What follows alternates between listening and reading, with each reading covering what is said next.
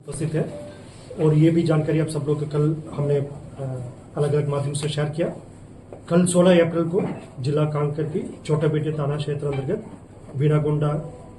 और कलपर के जो आसपास क्षेत्र में प्रतिबंधित एवं गैर कानूनी सीपी माओवादी संगठन की माओवादियों की उपस्थिति का सूचना पर डीआरजी टीम और बीएसएफ के एक संयुक्त बल अभियान के लिए रवाना किए गए थे। अभियान के दौरान लगभग सुबह से लगातार सर्चिंग जारी थी इलाका में। दोपहर 2 बजे से लगातार सुरक्षा बल एवं माओवादियों के बीच में मुठभेड़ हुई। ये मुठभेड़ लगभग 4 घंटे चलते रहा रुक रुक कर, और सुरक्षा बल द्वारा बेहतरीन घेराबंदी के माध्यम से जो माओवादियों का जहाँ जहाँ पर उनकी जो ठिकाना है और जहाँ जहाँ पर उनकी एस्केप रूट है उन सबको जो कॉर्डन करके और अच्छी कोऑर्डिनेशन के साथ डीआरजी के अलग अलग टीम्स थे, साथ में बीएसएफ की टीम थे, आपस में बेहतर समन्वय स्थापित करते हुए जो माओवादियों का खिलाफ प्रभावी रूप से कार्रवाई की गई थी, जिसके परिणाम स्वरूप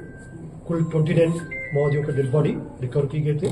उनमें से 15 महिला माओवादी है और 14 पुरुष माओवादी का डेड बॉडी रिकवर की गए थे। और साथ साथ घटनास्थल से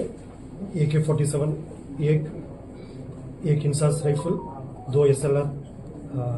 दोबारा मैं हथियार के बारे में जो रिपीट करना चाहूँगा डिटेल्स, एक AK-47, एक SLR, 2 इंसास, एक कार्बाइन, 303 वेपन 3 और काफ़ी बड़ी संख्या में 315 और 312 और बर्मा वेपन, साथ साथ जो 9mm पिस्टल है जो वेपन का सर्विस वेपन है वो भी 2 वेपन रिकवर किए गए थे। इन सब वेपनों का जो शिनाख्ती है कौन कौन सी घटनाक्रम में सुरक्षा बल से माओवादी द्वारा लूटा गया या छत्तीसगढ़ के अंदर या बाहर कहाँ का कौन कौन सी घटनाक्रम में जो ये वेपन माओवादी द्वारा लूटा गया तो उसका भी डिटेल हम निकलवा रहे हैं। जैसे संभवतः एक आध दिन में वो डिटेल भी हमको प्राप्त हो जाएगा।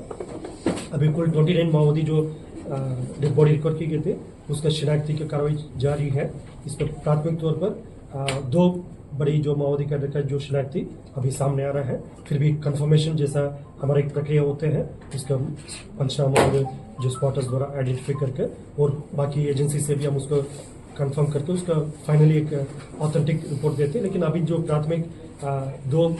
आइडेंटिफिकेशन हुआ है उसमें एक शंकर है जो डीवीसी कैडर का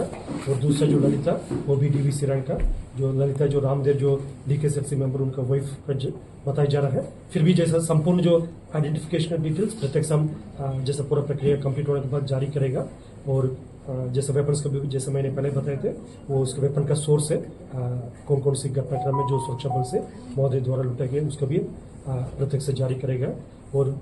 आप सब लोग को ये भी जानकारी होगा विगत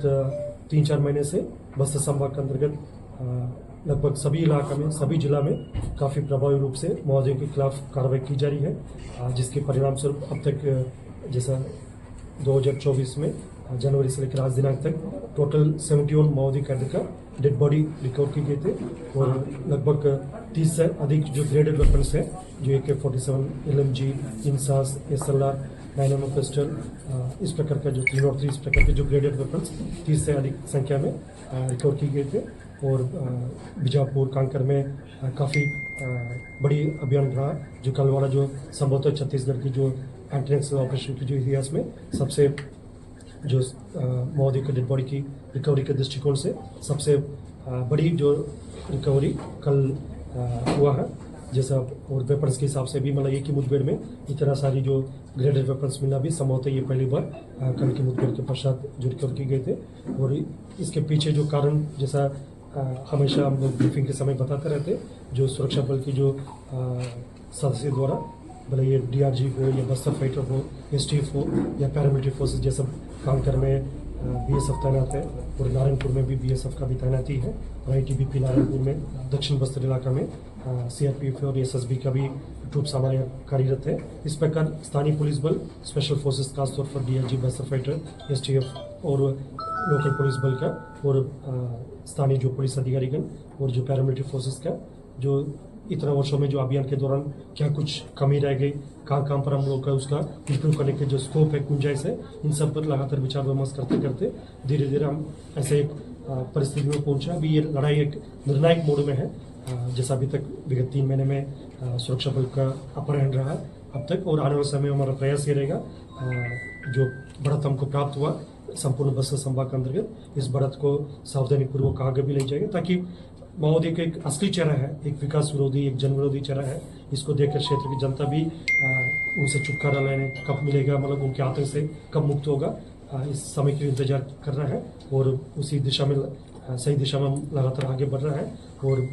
जनता के मंशा अनुरूप आने वाले समय में क्षेत्र में शांति व्यवस्था स्थापित करके विकास कार्य को भी गति देगा और क्षेत्र की जनता को, क्षेत्र को एक नया पहचान दिलाने का कार्रवाई अभी शुरू हो गई है। ये कार्रवाई आने वाले समय में और मजबूती से एक एक कदम आगे बढ़ेगा। आज के अवसर पर मैं विशेष तौर पर कल के अभियान में जो शामिल हमारा डीआरजी की अधिकारीगण, डीआरजी के बल सदस्यगण, साथ साथ जो पैरामिलिट्री फोर्स बीएसएफ का भी सभी बल सदस्य और अधिकारी जो अभियान में शामिल और जो टीम्स को लगातार मार्गदर्शन कर रहे हैं। एसपी साहब के नेतृत्व में एडिशनल एसपी साहब लोग भी लगातार इसको मॉनिटर कर रहे थे और फील्ड में जो एसडीओपी से लेकर थाना प्रभारी जो अभियान को नेतृत्व कर रहे थे, मॉनिटर कर रहे थे, और डीएजी कांकेर और डीएजी बीएसएफ और कमांडर साहब सभी अपना अपना भूमिका को बेहतरीन तरीके से निभाए थे, जिसके परिणाम काफ़ी सकारात्मक रहा और आने वाले समय में भी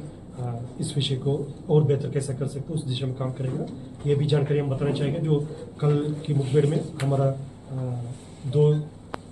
अधिकारी जवान जो जिसका इलाज के लिए रायपुर भेजा गया, बीएसएफ का इंस्पेक्टर साहब और हमारा जो डीआरजी का जवान सूर्यकांत श्रीमाली और बीएसएफ के इंस्पेक्टर चौधरी साहब, इन दोनों की स्थिति अभी खतरा से बाहर है और रिकवर कर रहा है। उनका बेहतरीन ट्रीटमेंट रायपुर में हायर सेंटर में दी जा रही है। साथ साथ जो मुठभेड़ में घायल वो अन्य जो स्टाफ है जिनका साधारण चोट है वो फिर अपना अपना लोकेशन में उनका इलाज जारी है और उनका स्थिति भी सामान्य है और लगातार आसपास इलाके में भी